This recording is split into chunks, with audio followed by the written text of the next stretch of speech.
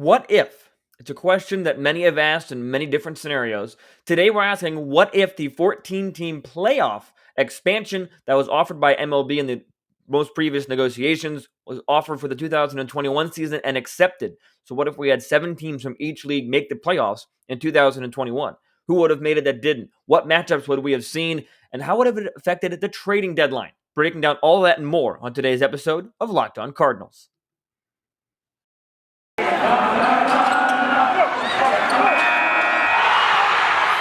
are Locked On Cardinals, your daily St. Louis Cardinals podcast, part of the Locked On Podcast Network, your team every day.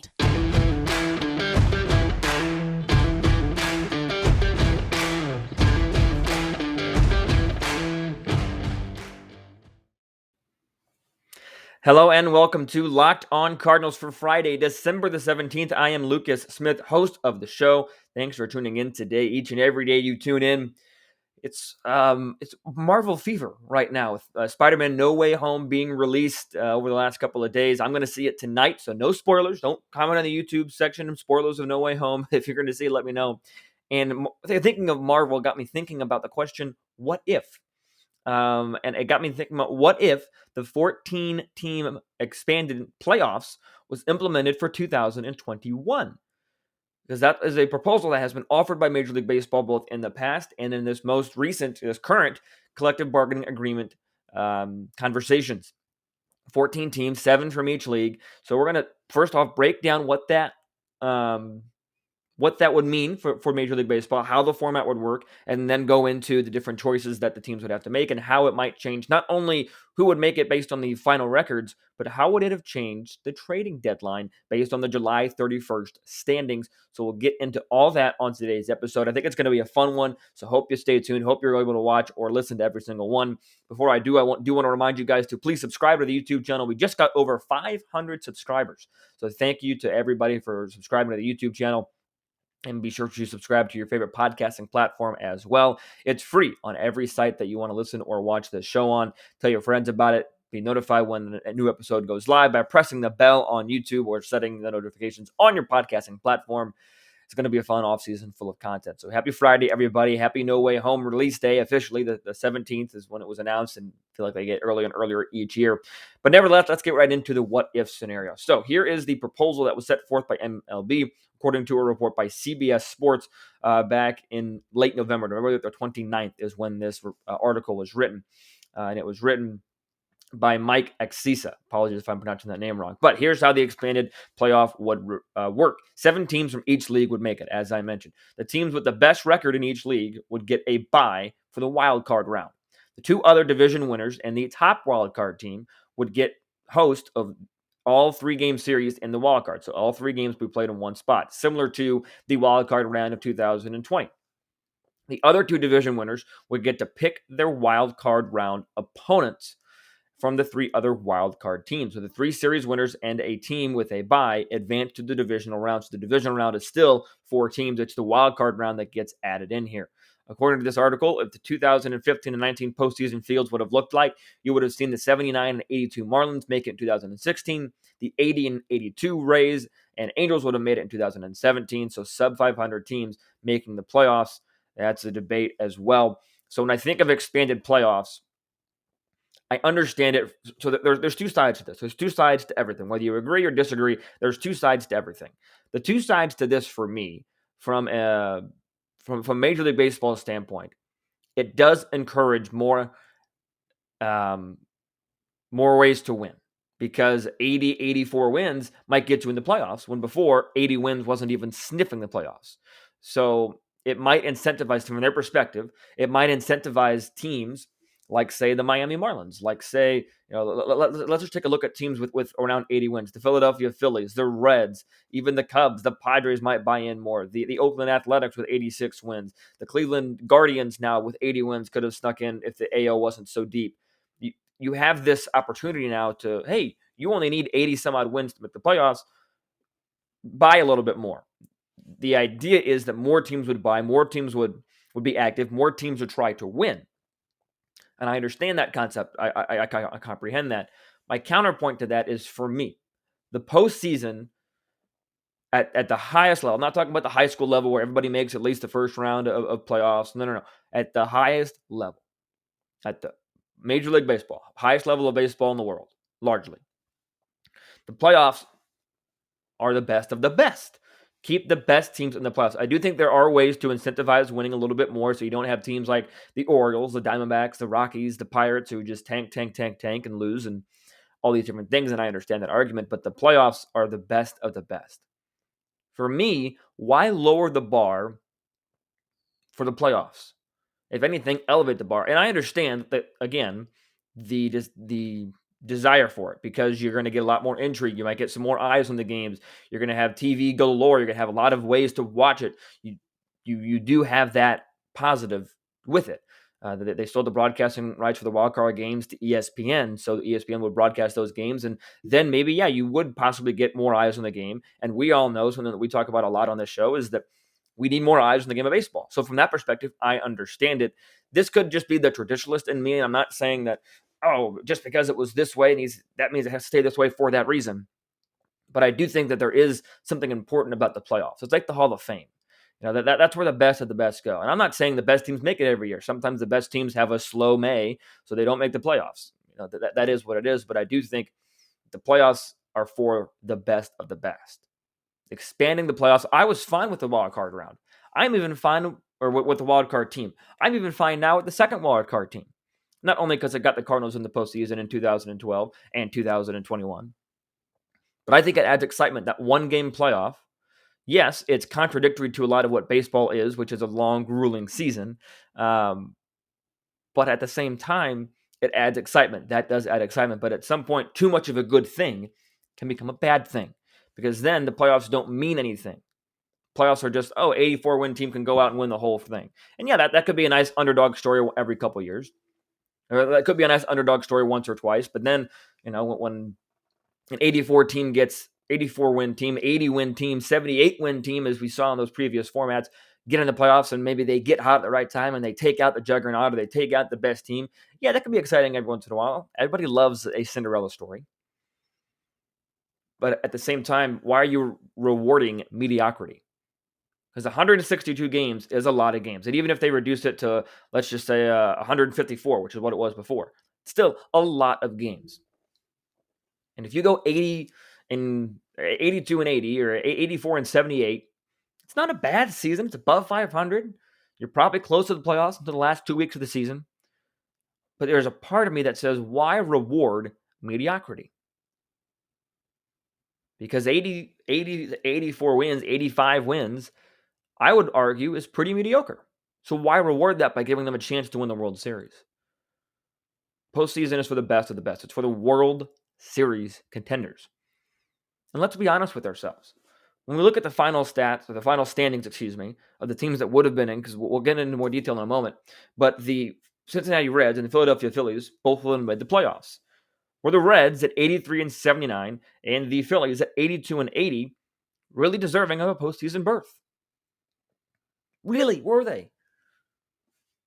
Yes, you would have had more Reds fans be interested. Maybe, Jeff Carr, host of Locked On Reds, would have seen the Reds make a little more move and he'd be more happy. And I understand that. But for me, the competitor in me says win at the highest level. Don't win just because they lowered the bar. Again, I get it from a business, from an organizational standpoint, but there's a part of me, maybe it's just the traditionalist in me, that says keep the playoffs the way they are now. Maybe expand it to 2 wildcard teams or 3 wildcard, but 7 teams making the postseason. 7 out of 15. That means half of your league, just under half of the league, is making the postseason. 14 out of 30 teams, 7 out of 15 in each respective league. That just doesn't seem like the postseason is that exclusive anymore. And maybe my way of thinking is outdated. Even me as a 21-year-old. Maybe I am in the extreme minority. Who knows? Let me know what you think. Comment on the YouTube video.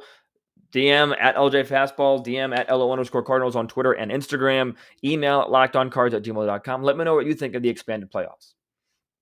All that said, it is an interesting topic of conversation to say what would have the postseason matchups looked like.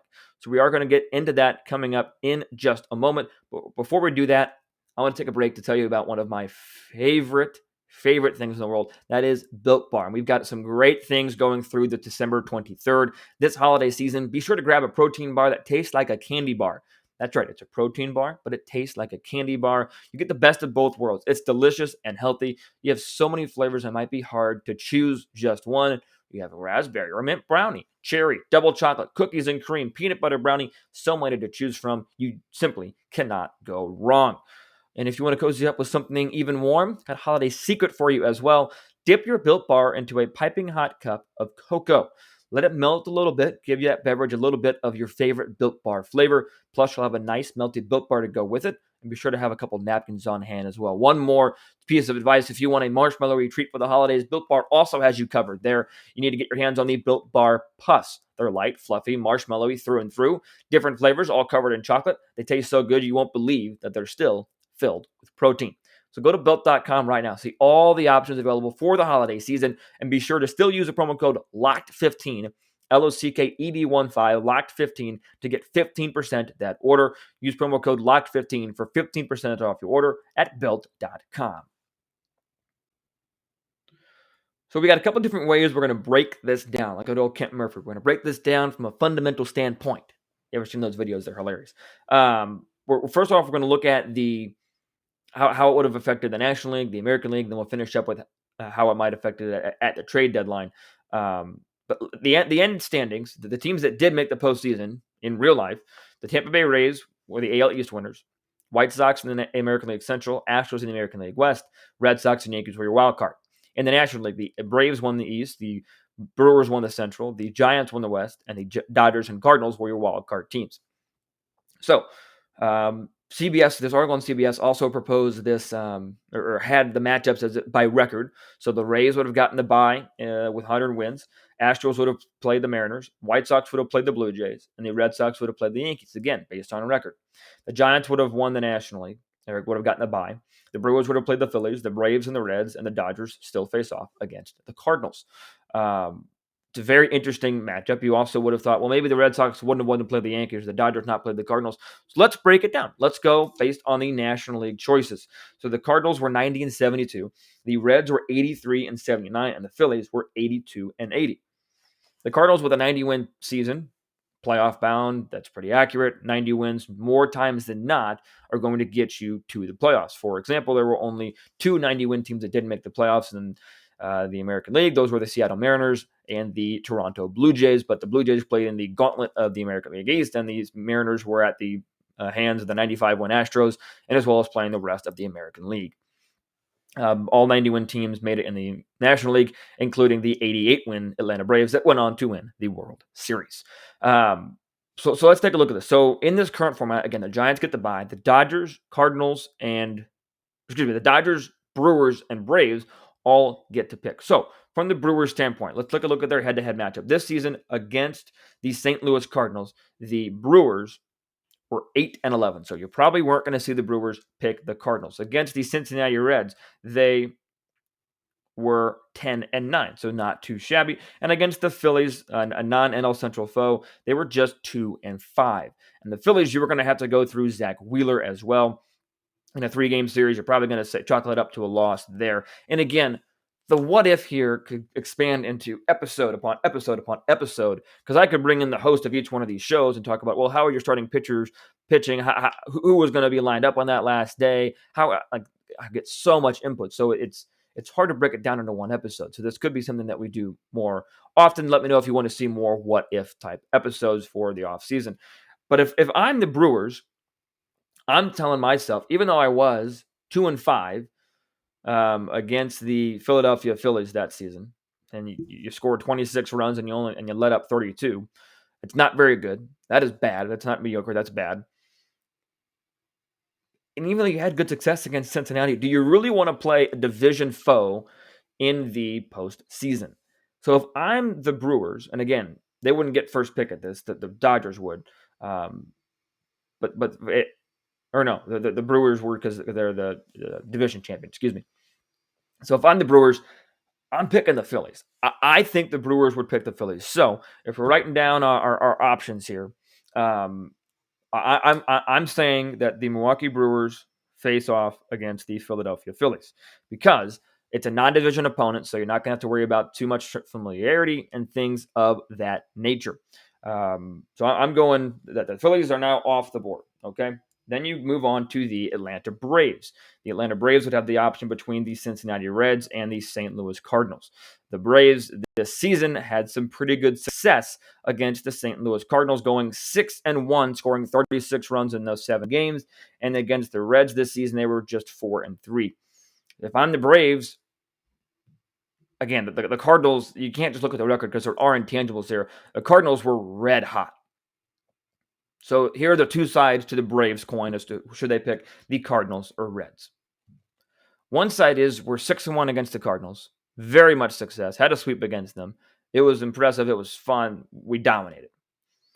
The other side is the Cardinals have a 17-game winning streak this month, and they're probably one of the hottest teams in all of baseball. Do we really want to play them? I'm saying no. I don't think even the Dodgers, I don't think anybody wanted to play the Cardinals in the month of September or even October. Because if the Cardinals got past the Dodgers, team gets high at the right time, who knows?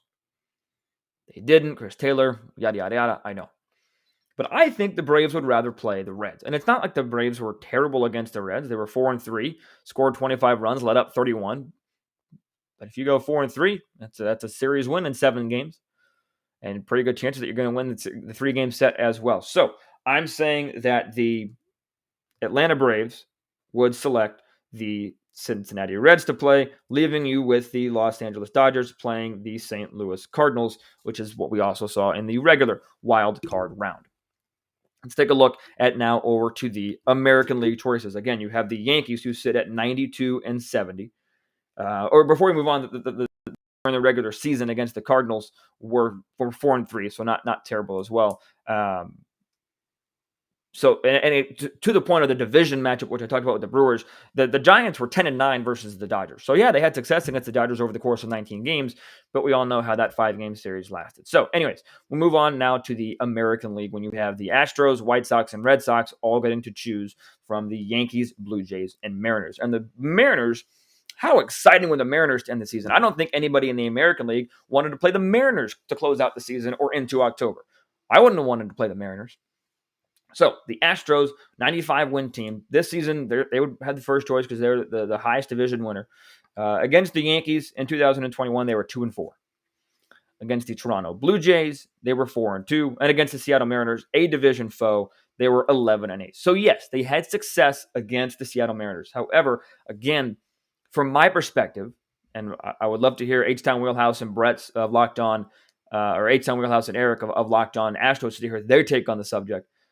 But I'm staying away from divisional matchups in the wildcard round if I can. And since the Astros would have the first choice, I think that they would stay away from it. I think, and again, maybe TV might want them to do this, against the New York Yankees, as I mentioned, just 2-4.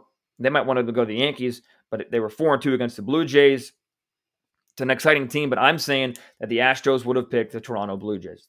From my perspective, and again, I wouldn't want to play any of these teams because all these teams are now playoff teams, and I think that the Blue Jays were good enough to be in the postseason, 91 wins, as I mentioned. So I think the Astros would have picked the Toronto Blue Jays. So now the Blue Jays are off the board. Now let's see what the White Sox would get to pick. The White Sox against the Yankees in 2021 were 1-5. Against the Mariners, they were 3-3. So not a whole lot of great options to choose from. But I'm staying away from the 1-5. So here's the two sides to this coin. Do you want to stay away from the 1-5 team, the team that dominated you during the regular season?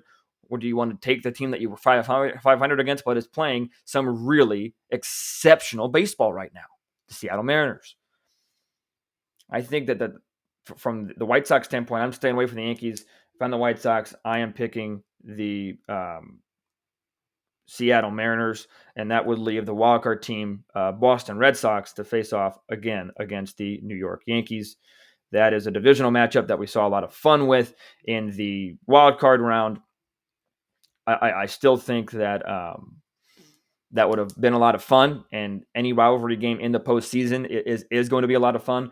But imagine these matchups for 3-game series, because here is the fun part to this. It would be a lot of fun to imagine this. Milwaukee, Philadelphia, you have great pitching on both sides. Atlanta and Cincinnati, you have a rematch of last year's wild card round games. Los Angeles Dodgers, St. Louis Cardinals. That was a great wild card game. I think it could have been a great wild card series. Houston and Toronto. You have the dogs that have been there before in the Astros and the new young guns in the Toronto Blue Jays that don't know how good they really are. The White Sox and Mariners, the White Sox are one of the most exciting teams in all of baseball for the entire year, and the Seattle Mariners, one of the most exciting baseball teams at that time. And Boston and New York, we all know what the Boston and New York would have looked like.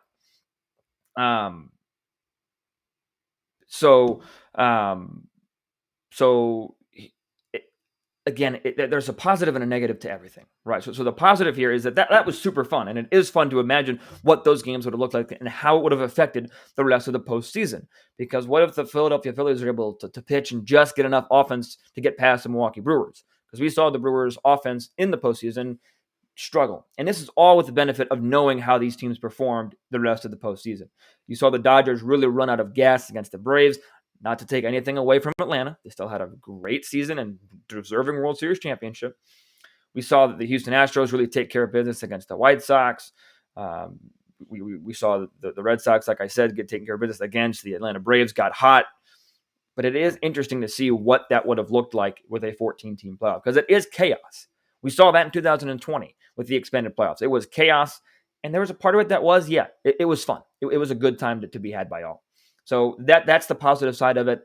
Again, I do think that it's worth a discussion or at least worth a thought that maybe the playoffs should be kept for the best of the best. Don't expand it too much. I think that 5 teams still is – it incentivizes winning a little bit still, but also keeps the best teams in the playoffs. So that's the what if. Those are the matchups I got. Again, one more time, just so we're all clear, I had the Milwaukee Brewers picking the Philadelphia Phillies, Braves and Reds, Dodgers and Cardinals, Houston and Toronto, White Sox and Seattle, Boston and New York, because the divisional winners would get the first crack at who to choose, and the wildcard winners would get the leftovers, which is why Dodgers would play the Cardinals, because I don't think Milwaukee or Atlanta is choosing the Cardinals, and the Boston Red Sox would still face the Yankees, because I don't think the Astros or White Sox are picking the Yankees. Excuse me. So that's based on the end of the year results. We also have to think about this. If the teams knew about this from day one, how would the rest of the season gone? How would the trade deadline have gone any differently? We'll take a look at that coming up in just a moment as well, because that also is a lot of room for discussion. The odds at BetOnline would have looked a lot different in terms of who gets traded where. However, that's in hindsight. How can you win money with BetOnline now? Well, they've got you covered because they've got more props, odds, and lines than ever before as football season marches towards the playoffs and bowl season is right around the corner. BetOnline is your number one spot for all the sports action this season. Head over to the new updated desktop or mobile website to sign up today. And if you sign up today and enter the promo code LOCKEDON, you get a 50% welcome bonus. That's right, 50% welcome bonus on your first deposit. Just use that promo code again, LOCKEDON, LOCKEDON. Whether it's basketball, football, NHL, boxing, or UFC, or your favorite Vegas casino games, take advantage of these offers while they're available for the 2021 season. BetOnline is the fastest and easiest way to bet on all your favorite sports. BetOnline is also where the game starts.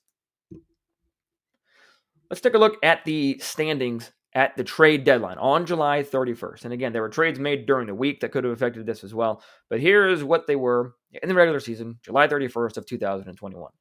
In the National League, the Brewers were 7 games ahead of the Cincinnati Reds at 62-43. The Reds were 55-50, and the Cardinals were 9.5 games out, 52-52. The Mets, yes, the Mets were in first place in the National League East at 56-48. The Giants were at 65-39, 3 games ahead of the Dodgers at 63-43.